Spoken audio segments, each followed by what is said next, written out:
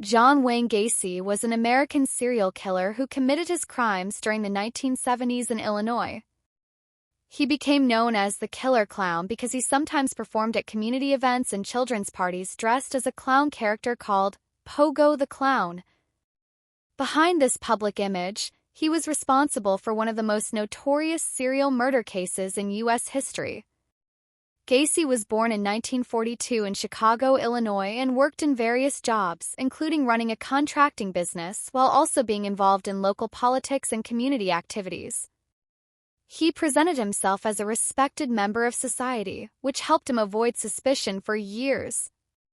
Between 1972 and 1978, Gacy murdered at least 33 young men and teenage boys. He often lured victims to his home in Norwood Park Township, Illinois, using promises of work, money, or opportunities. Once there, he would assault and kill them. Many of the victims were buried in the crawl space beneath his house, while others were found in nearby areas such as the Des Plaines River. The case later became one of the largest serial murder investigations in U.S. history at the time.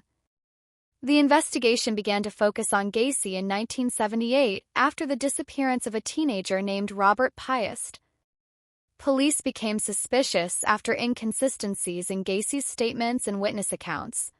A search warrant was obtained for his property, and investigators eventually discovered human remains buried beneath his home. This led to his arrest on December 21, 1978. Gacy was charged with multiple counts of murder, and his trial began in 1980 in Cook County, Illinois. Evidence from forensic investigations and witness testimony linked him to the victims recovered from his property. He was convicted of 33 murders and sentenced to death. After spending more than a decade on death row, he was executed by lethal injection on May 10, 1994, in Illinois.